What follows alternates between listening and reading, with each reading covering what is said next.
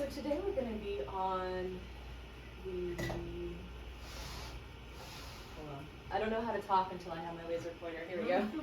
There we go, now I can talk. Also, if anyone wants a muffin, there is a single muffin left. You can either fight over it or split it in half. Whatever works. So last week we talked about the restraints of yoga, the things that we kind of pull back from in life so that we can come more internally. Now that we're slowly, each of these stages of yoga bring us more and more from the external to the internal awareness of self. This is why these 8 stages of yoga are so important for meditation, because they take us on that journey from external to internal awareness and control. May I ask you to give like a 2-minute summary of Niyama and self-restraint? Yeah, I'll definitely. We can definitely review those real quick too. And just in general, let's review these 8 limbs of Patanjali and our source as well. But we'll see how they come down into and through all the layers of meditation, deep meditation, and samadhi, all the way to self-realization. And they're not, while they are stages, they aren't strict steps. So it's not like you can't be working on one of these while you're here, or you can't jump back and forth. I will be working on my concentration on dharana, and then my concentration will break, and I'll hop back up to asana maybe. I'll hop back to my posture and re-jigger myself a little bit, and then I'll do a deep breath, just one, to get back to the breath, and in the sense withdrawal, I'll come back inside, and then I'll concentrate again. So there's steps, but we can jump back and forth through the steps. They're both ordered and suffused within each other. That makes some sense. And these all stem from Patanjali's Yoga Sutras. Now, Patanjali is the likely mythical, either mythical or there were just a lot of people writing under the name of Patanjali at the time. Essentially what we have is that these were things that were passed down orally for a very long time in India. And then around between the 2nd century BC and the 5th century CE, which is a huge, that's 700 years. So it's a really, really big, that's longer than America has existed. Yeah. Just for some reference. That's so long. Between those periods is when this was actually first written down. As the Yoga Sutras in Sanskrit, and it was first written on palm leaves, dried leaves. They would write it on the palm leaves, and then because it's so humid in India, about every year or 2, they would recopy all of this, because they would rot. So these have been recopied for hundreds of years. So first orally passed down and memorized for hundreds of years, then handwritten and rewritten for hundreds upon hundreds of years, and then translated eventually as we get it into English. These 196 sutras or verses of classical yoga were really popular in medieval India for a time. They weren't very popular, and then in medieval era they were rediscovered. Think about it, ancient archaeologists, ancient historians were going back and saying, oh, this is so in the medieval era, they were saying, this is ancient knowledge, let's learn from it.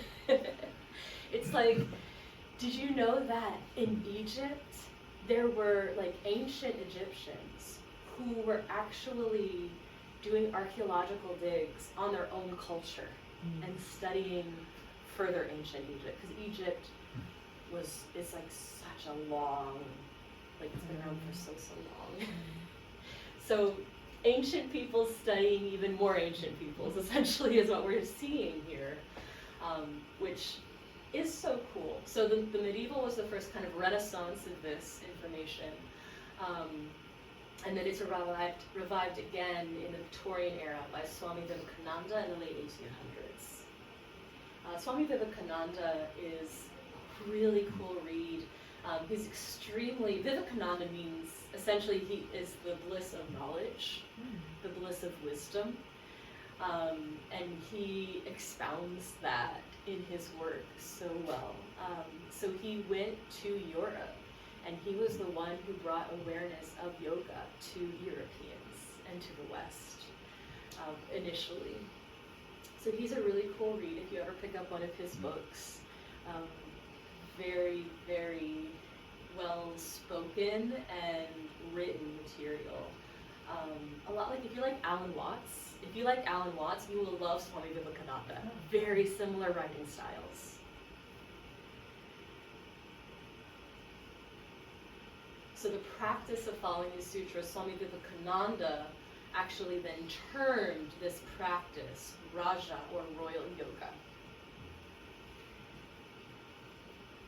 So that's the history of these 8 limbs of yoga. And then last week we went over the lifestyle, the restraints, the yamas. And that's, again, ahimsa, non-harming, satya, truthfulness,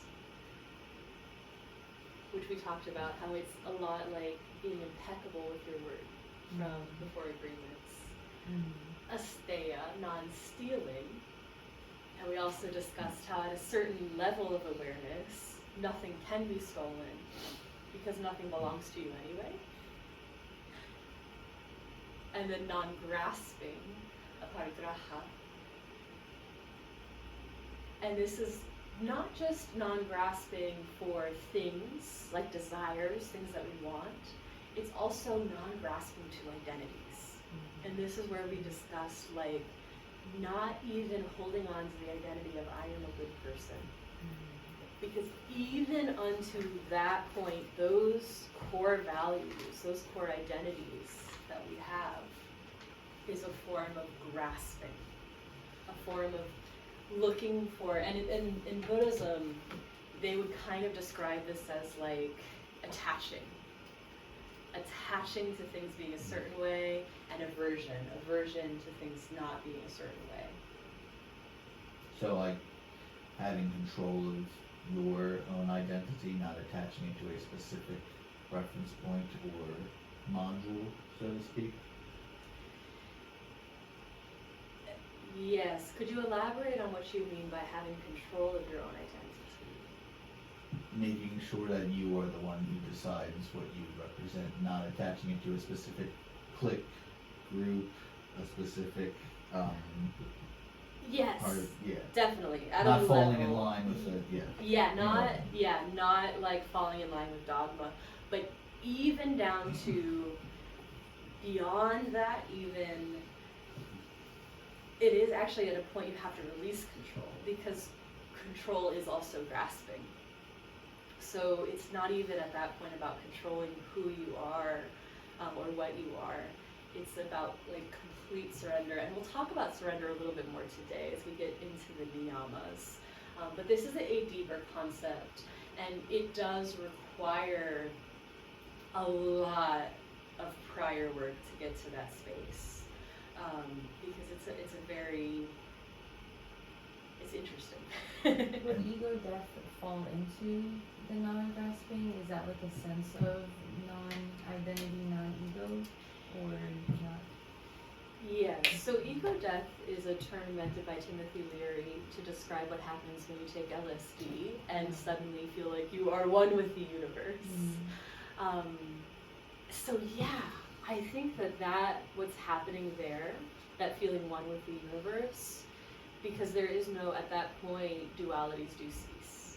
There's no good versus bad. There's no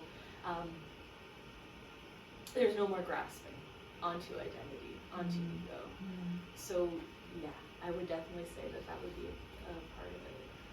With regards to satya, with truthfulness, obviously, you know that lying has a spiritual effect on you, and honesty is regarded above all. But when it comes to things like not worrying a parent if they ask if you're okay, if you're far away and telling a white lie to them that you are, or things like in the Holocaust, people have to lie about their religions, they wouldn't get. So like, where does truthfulness come in?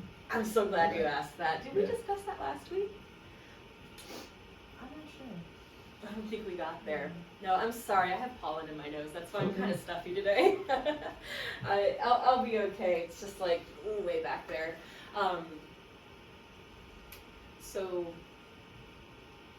when you're reading the Yoga Sutras with the commentary by Swami Satchidananda, which is the most popular version, it's that little blue book. We actually have a mini version of it up front behind the desk. In the commentary, he tells the story along with the Satya Sutra. And the story he tells is that there is a hermit living in the forest. Do we tell this one? And a thief, first a young lady runs by and she's dripping in jewelry.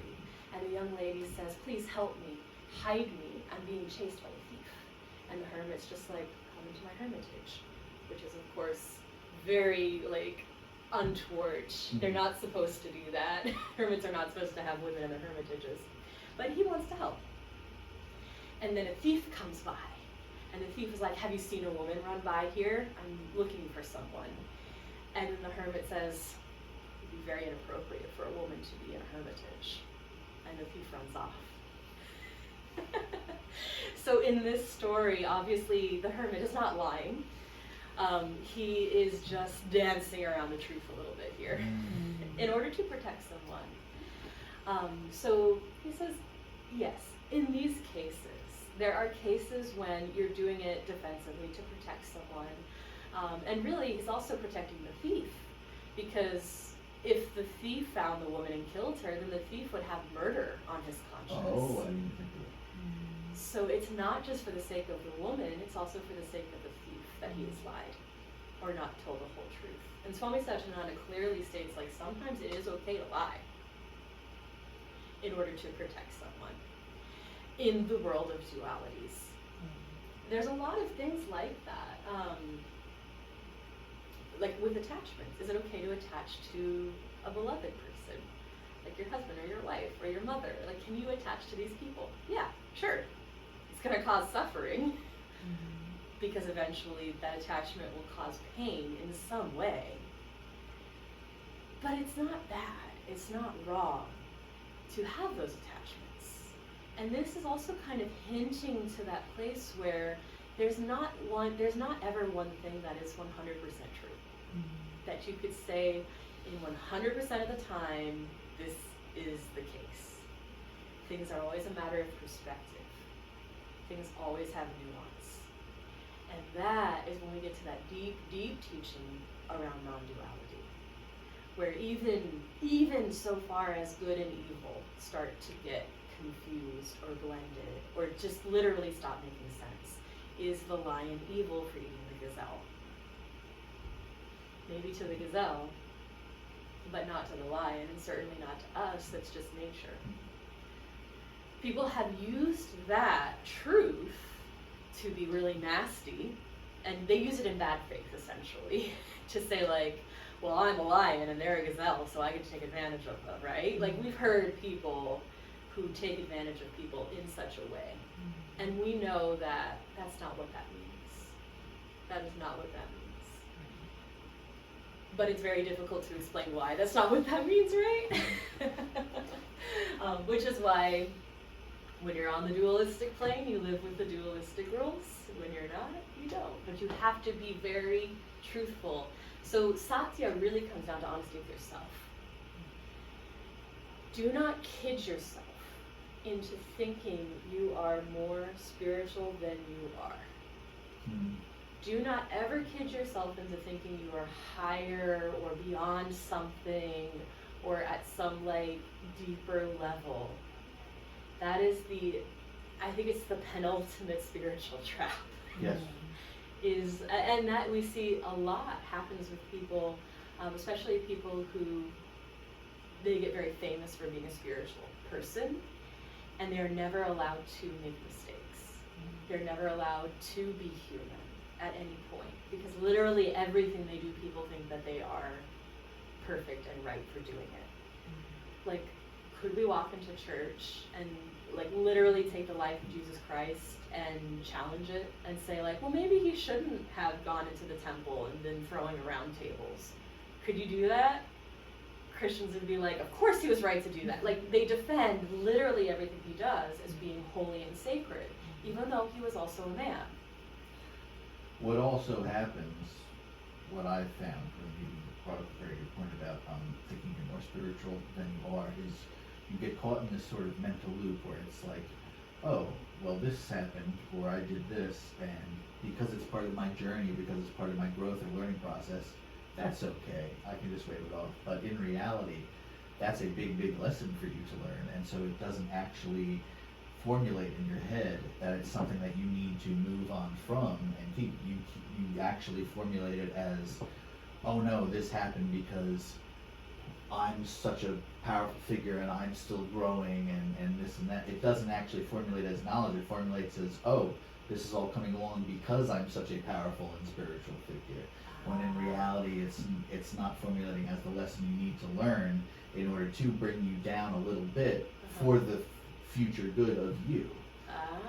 You see this a lot with like Jay Shetty, who's that guy, that spiritual, like he's getting a lot of crap now because he thought everything he did and said was right, but now people are poking holes in his stories about being like a monk out in the ashrams in India and stuff like that.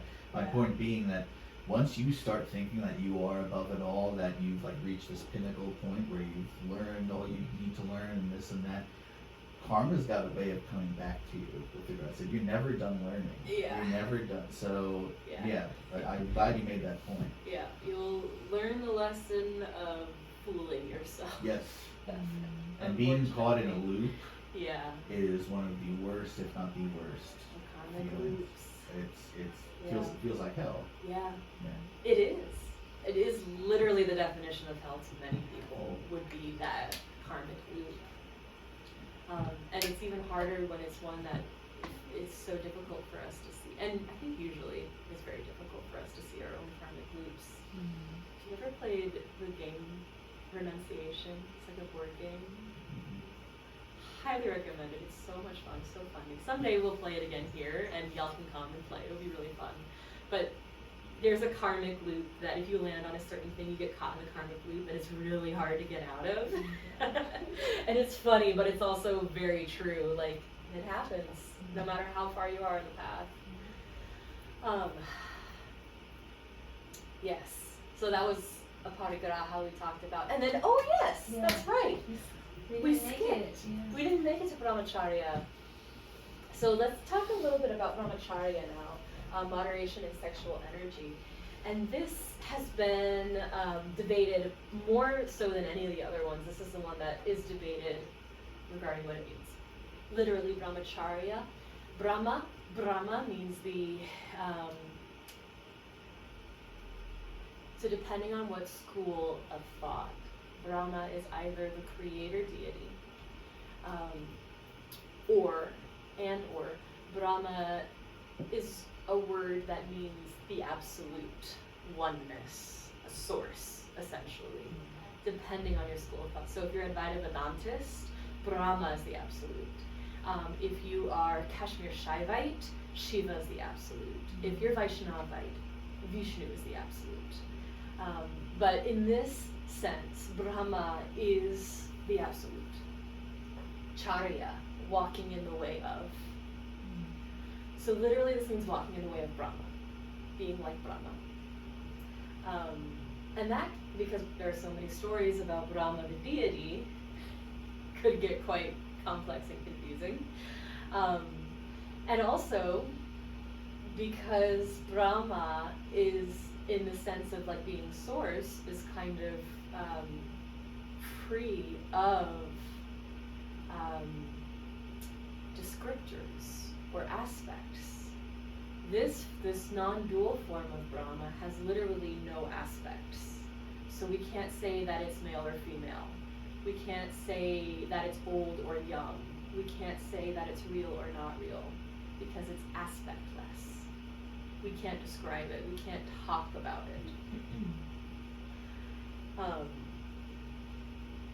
So the word itself doesn't give us many clues into what this means for us practically, does it? So I generally rely on the commentaries of sages to tell us more about what this means. And usually they translate it as either, if you are a renunciate, complete celibacy, no sex at all, or masturbation, complete celibacy for renunciates. Or if you are a householder, meaning you have a partner and you are creating children at this point, then it's moderation in sexual energy. If you are a tantric, this would relate to sacredness of sexual energy in the sense of, and Tantra and sex, I could do a whole class on the misconception of Tantra and sex, because Tantra is way more than sex.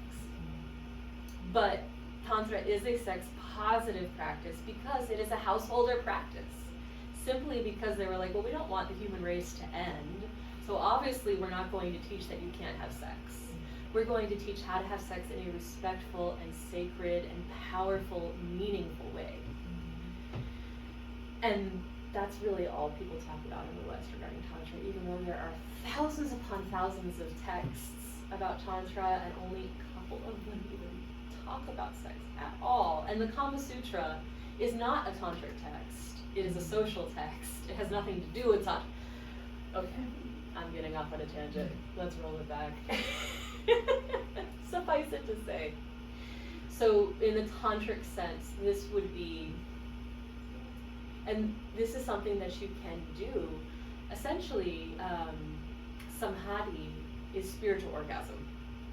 It feels very similar. It's the same, like, physical sensations, except kind of higher up in the body, either in the heart or in the third eye is where you feel it. So the physical sensation of orgasm happens either in the heart or in the It's head. a feeling of release. It's like you don't know where you are almost, but in a good way. Yes, yeah, and then there's that like release feeling as well. So while there's the physical orgasmic sensation, there is this releasing sensation as well, which also happens at orgasm, the sense of being disconnected from the body, but in a pleasant way. Yeah. Where the body, you are aware of it and aware of the sensation, but you are free from it in some way, right? Very hard to describe. If you've ever tried to like teach like sex ed to anyone and then and they ask, what's an orgasm? You're like, you'll know it. Yeah. You'll know when you get there. Not been in that position. Yeah. So, no pun intended. But it's a similar thing. And this is why the sexual energy is talked about a lot as that kind of rising of energy. And this is why people talk about it. And also to notice that any of these is essentially addiction. Not being addicted to the externalization of that energy. That is what I truly believe this is referencing.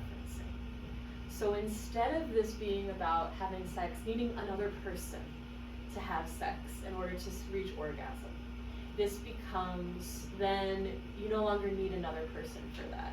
You can generate that within yourself.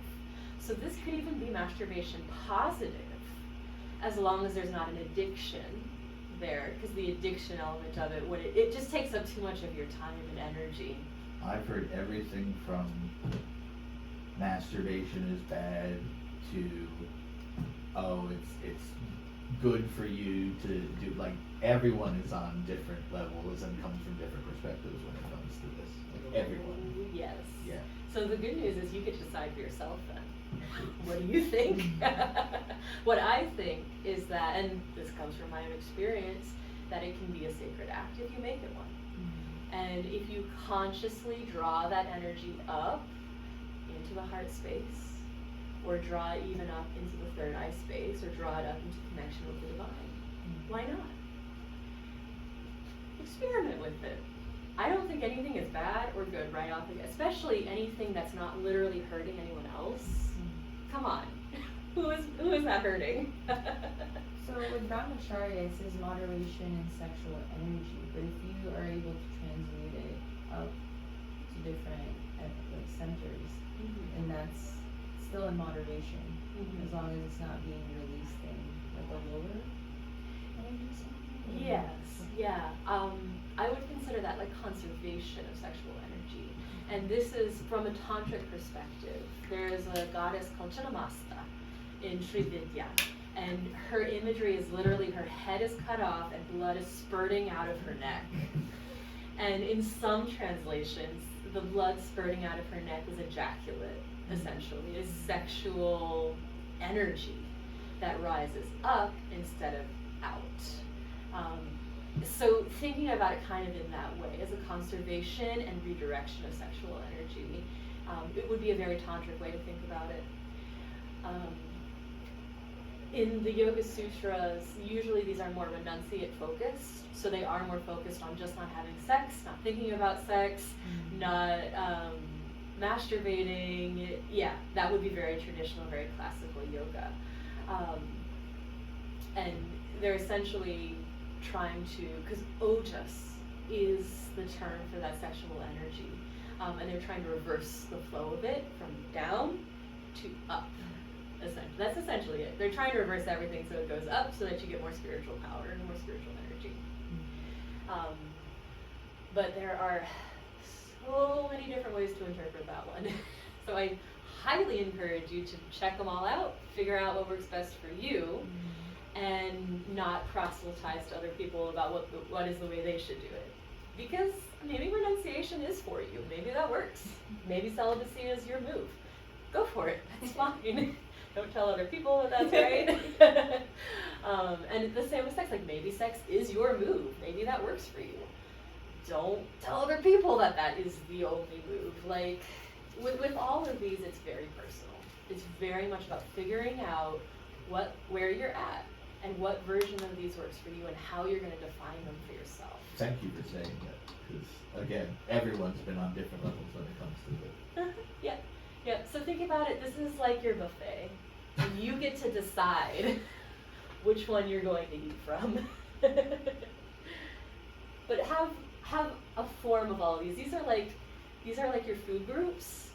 And you want to have a vegetable and you want to have a meat, but you get to decide how to prepare it, essentially. These are recommended food groups. All right, so let's talk about the niyamas now.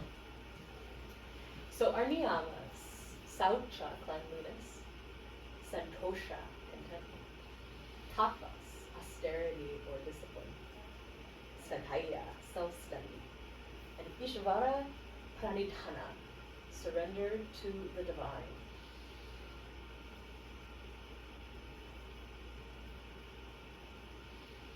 As far as Sanskrit pronunciation goes, I'm pretty good, but I'm not perfect. I have done some study, but also my accent is not great. You're fine.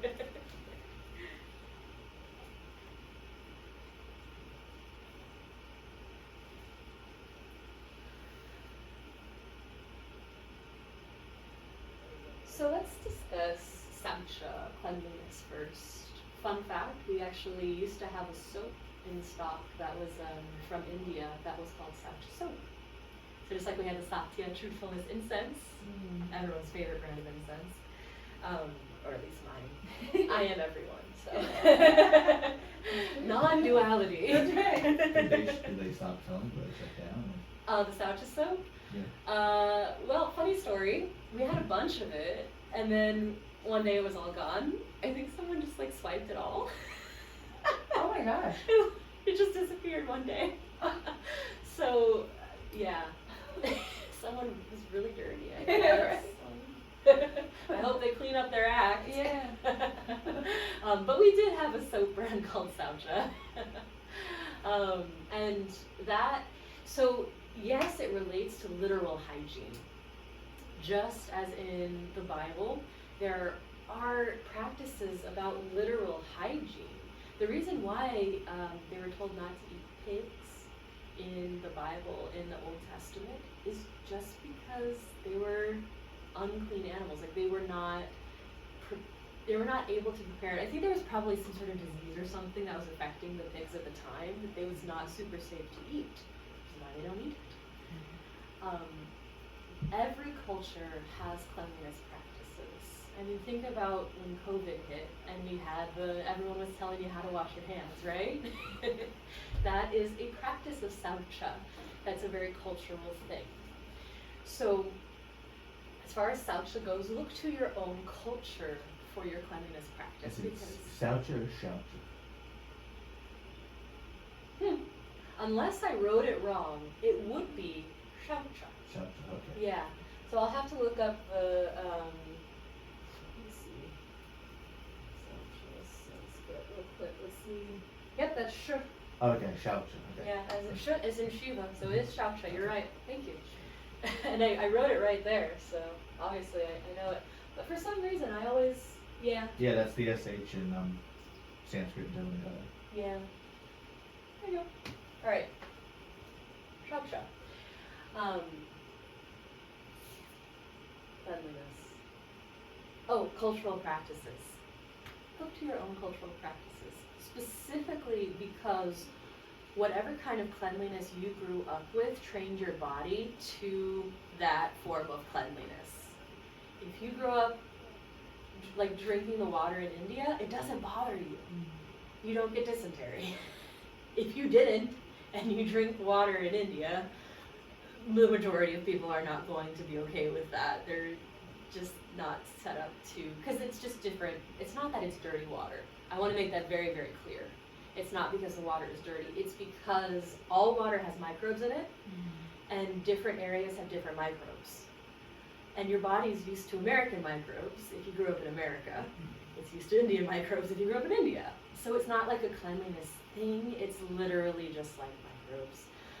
But that's why I'm saying, like, whatever you grew up drinking, keep drinking that water. Whatever you grew up doing as far as cleanliness practices, that's your body's set point because it was trained to be a set point. Keep doing that. It also, so a level down, saucha comes into things like spiritual hygiene, cleanliness of the spirit, doing your sadhana, doing your practices that keep you humble, essentially, in many ways. They keep you from, like, thinking you're beyond them.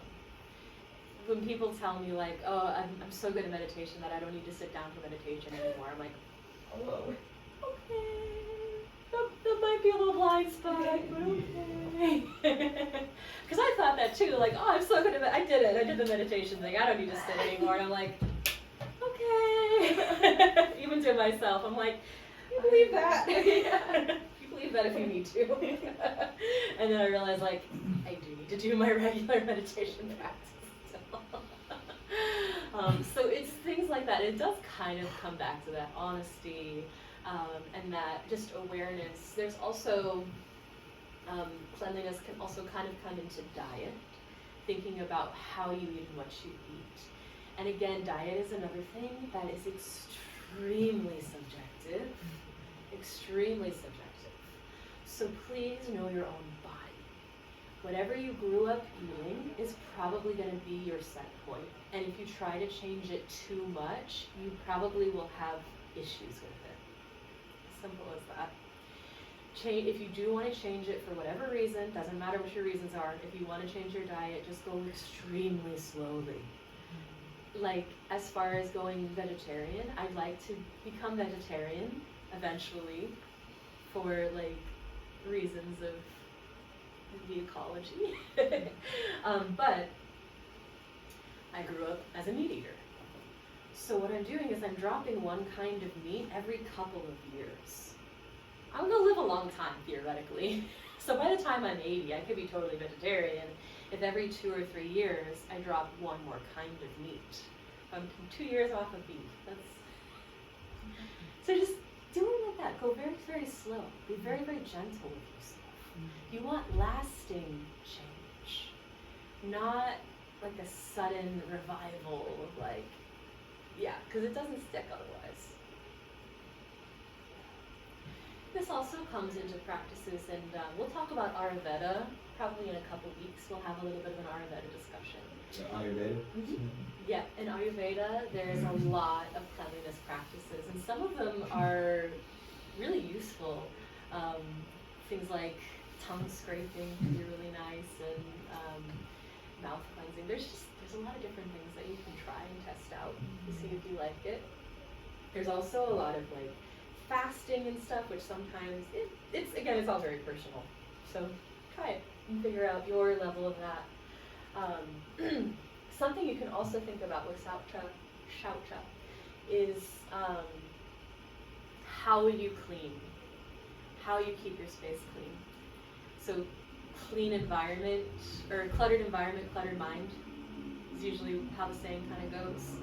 So keeping cleanliness within a space can be really, really helpful for your mind to keep it clean and uncluttered. It's not just about physical clean too, about having a spiritual cleanliness too. Safe, open, warm, light.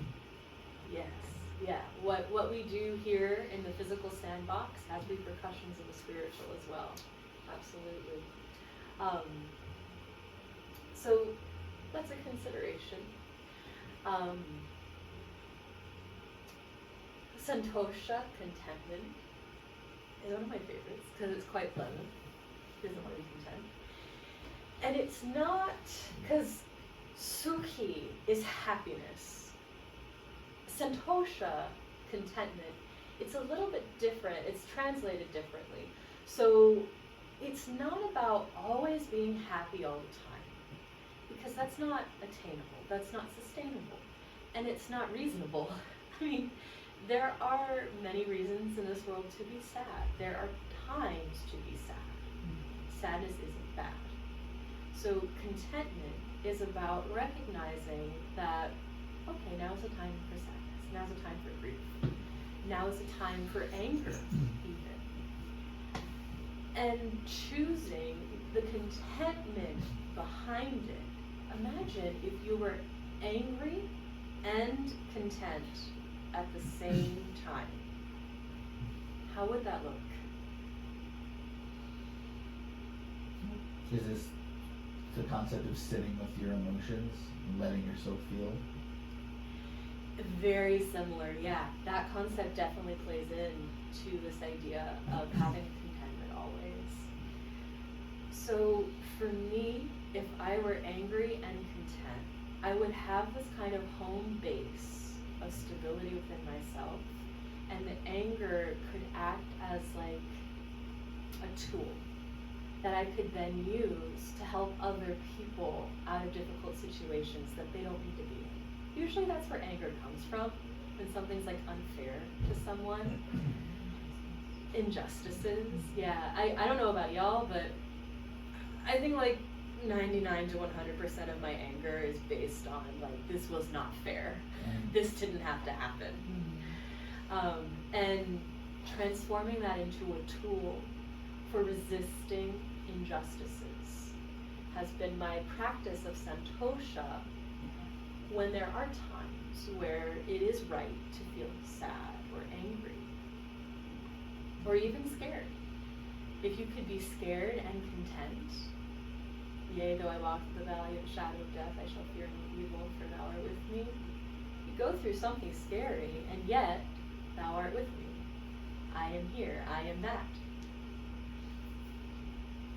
So it's a beautiful one to carry into every moment. You can carry some level of contentment practice. And at first it's almost like it's difficult to do that contentment. At first it's very hard, it's a practice, it is work.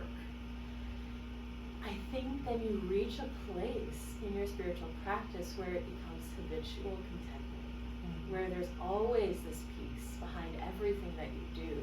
And it's no longer effortful, it's easeful that it happens, which deepens your contentment even more because there's no more effort involved in it. I sometimes get small glimpses of contentment, that pure feeling of it just is what it is, and I'm purely just existing. We talked about last week how I was like, how do we live in a society where I don't really trust the government, but I'm perpetuating it by being involved and whatnot? Well, I got rid of my credit card. That was something I wanted to do that week, and the fear of letting that go. And I was telling Emily, I'm like, how am I gonna walk around without a credit card? Like, what if I need a certain amount of money? She's like, you're gonna be okay, you know. And just a couple days ago, I just felt this sense of contentment of where my life was going, and an understanding that I am held no matter what. And I was like, this is such a cool feeling, because I let go of some of my fear, and then I released that contentment within me. It was beautiful. That's awesome. Thank you for sharing that experience, because that's it. You start to feel that more and more on this path. Not as a goal, but as kind of like signposts along the way. Little hints from the universe that say like, oh, you're getting it. Cool. You're doing it. Right here. Yeah. That contentment, that beauty starts to pop up. Synchronicities start to pop up more and more.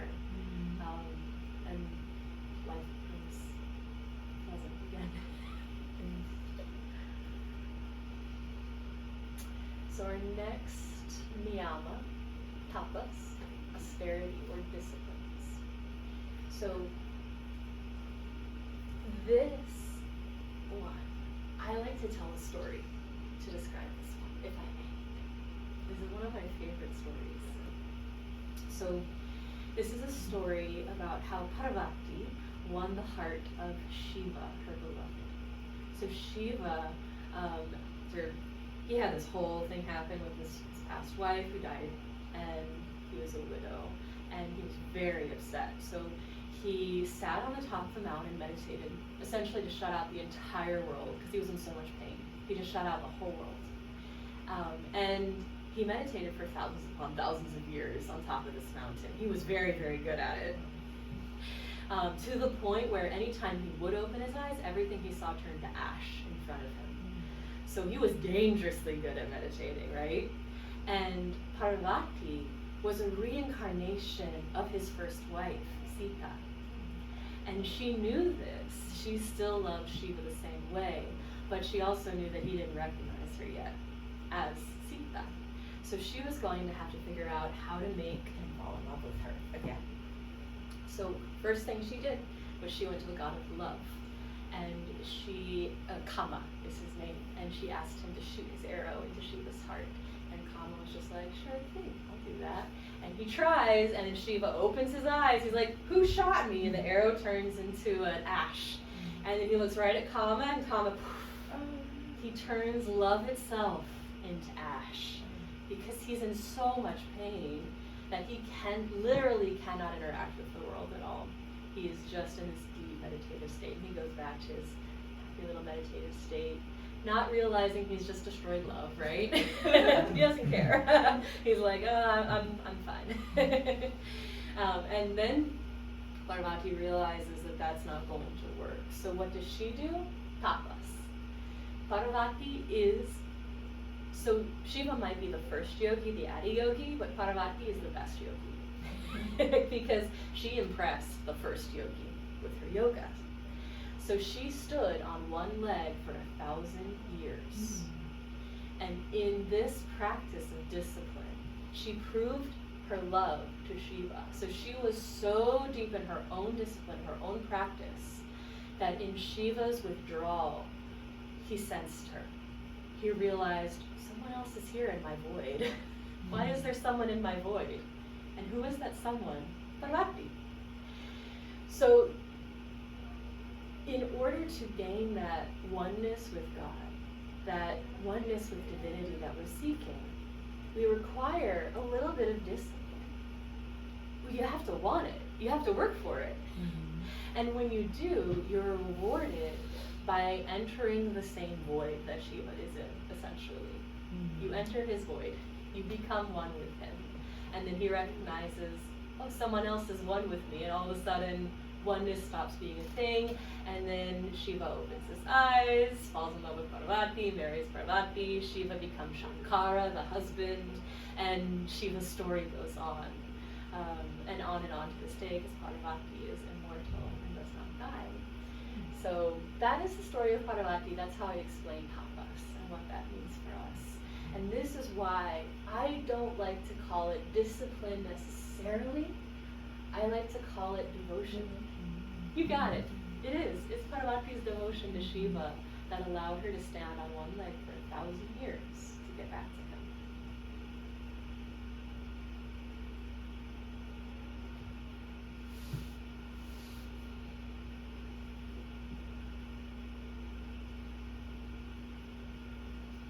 And what this can look like in our lives is simply that, when you're meditating and you're feeling anxious and you're like, I want to get up, I want to stop meditating, push yourself a little bit. Go a little bit deeper. Remind yourself of your reason why. Remind yourself of your devotion. Why are you doing this hard thing? Because it's not easy meditating. Sometimes it's easy. Sometimes, most of the time, it's not. Remind yourself why you're doing it. Remind yourself what it is you're seeking. And stay a little longer. I bypassed tapas by taking like a hero dose of shrooms a few years ago. And it was a very, very beautiful and awakening experience, but it was also the most terrifying experience ever at that time. Yeah. And for about 2 to 3 years, I wasn't in psychosis, but I was very existential. And I didn't know what it was, and no one on the internet could resonate with what I was going through. But when I really deepened my discipline and I focused on meditating 5 minutes a day to an hour, 2 hours, I went back into that void that I was in when I was doing when I did that hero dose. But this time around, it wasn't terrifying. I realized that I had reached a level of maybe with God, but I wasn't ready for it, and it terrified me. And now, sometimes when I get a glimpse of it, my body will energize itself, and I can feel like this internal goosebump after I meditate, and it's such a beautiful feeling of being held, knowing that yes, we're in this reality, but there's also something else out there that's holding us and watching us. So, yes. Yes.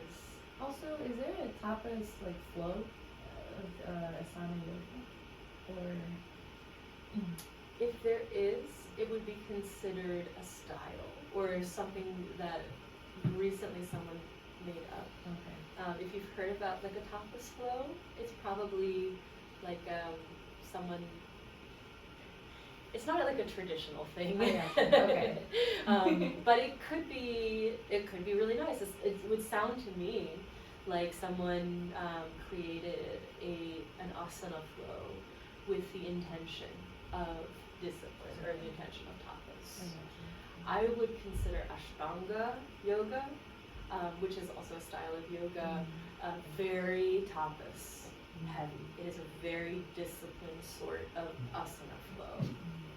So while someone might say this is the tapas flow, actually, they all are. Yeah. You should be bringing tapas to everything you do. Hatha should have tapas in it. There should be discipline. You should be able to move when you choose to move and stay still when you choose to stay still. This is control of the mind, which flowers into control of the body, which becomes discipline, which is tapas. And discipline, like I said, is such a harsh and hard word. Coming at it from the motivation aspect, the motivation of devotional aspect, I think makes it more rewarding and not just like punishment. It just sounds so rigid. Yes, yeah, very masculine. And that's not a bad thing. I want to like fully clarify that masculinity is positive in many, many ways. And discipline is nice. Yeah. I like discipline every once in a while. I don't like over discipline. I don't like punishment. I don't like hatred and things that it can. But the right levels of it, very useful, very helpful, very beautiful too. like a house. It's like the walls of your house. They should be strong. They should be rigid. Right. You don't want flexible house walls Yeah. unless you have a skyscraper, and then maybe you want them to be a little flexible so the wind can not knock them over, right? It's all the balance. All right. Ooh, we got 8 minutes. Okay. Svadhyaya, self-study. And this is essentially dhyana yoga is very focused on self-study.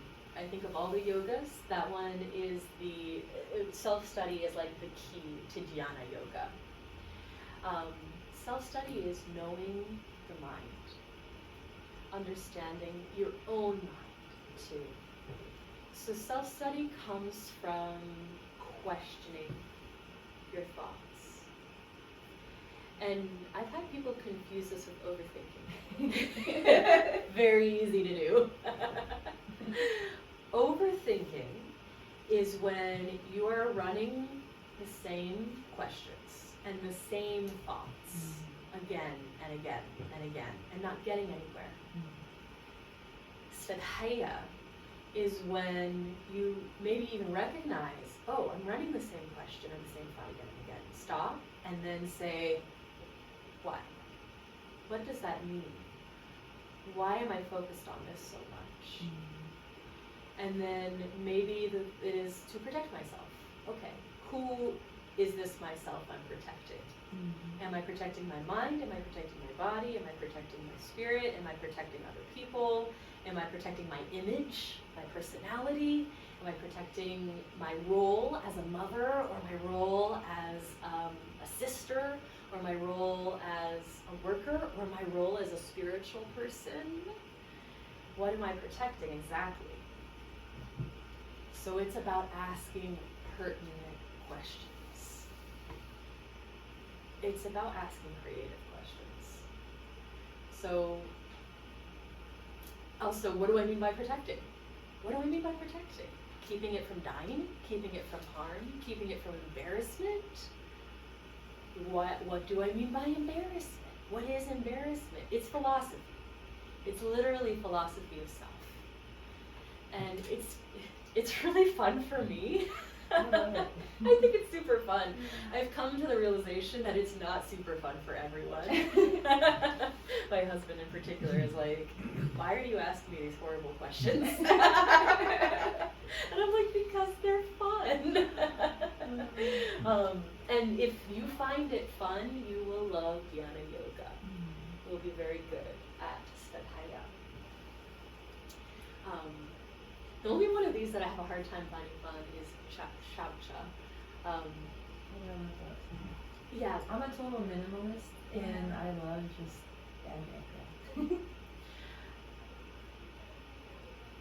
I can appreciate that, but I don't find it quite as fun as all the other ones. I'm like, even brushing my teeth, and I'm like, oh, this is a chore. I don't like to brush my teeth. It's so weird. I wake up and I'm like, ooh, I can't wait to organize and just clean my place. You must have some great Virgo placements. I'm jealous. That for me is the discipline of like, every day I have to brush my teeth twice. That's so horrible. There's other things I want to do. And finally, Ishvara Pranidhana, surrender to the divine. So the word Ishvara means Lord, translated kind of directly. It's referring to your personal identity for God. It's very broad. And this comes because in Hinduism, essentially Hinduism is a conglomeration of hundreds of religions. And each of these hundreds of religions are the tribal religions of India, or what is now India, or like the Indus Valley region, because it wasn't even called India back then. And I don't know my like ancient Indian history quite as well. It's like the Bharat. Are you familiar with the word I'm looking for here? Bharat? Bharat. Is that it? Yeah, the ancient Indian. We talked about like the Aryans who were there and before the Mughals came in, and it's this whole goes back millennia. Goes back. India is so ancient. It's so cool. I mean, everything is very ancient if you go back far enough, of course. But yes, like pre-Indian, but in the Indo-European area of the world, essentially. There were thousands of tribes who all had their own religious practices. This is why there are thousands of names for all these gods. This is why there are combinations of gods, like Harihara, who is Vishnu and Shiva together, to keep people from fighting over which god is the god, essentially. That has like been one of the biggest problems. Us as a species have a really hard time with, this is what I call God, what are you calling God? I don't like that name for God.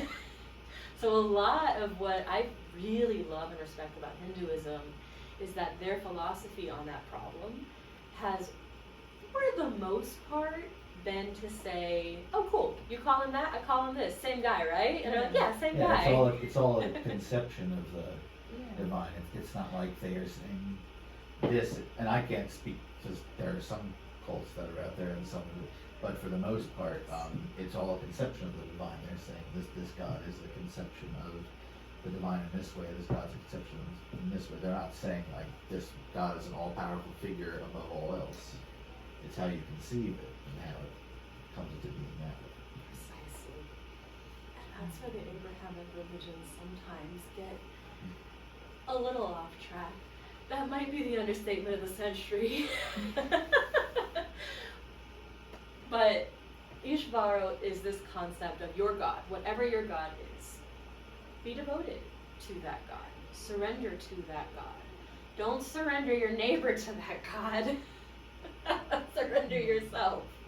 So like for me, the word I love for God, the face I love for God is Shiva. That is my favorite face of God. But I would never ever tell someone else this is the face of God you need to use.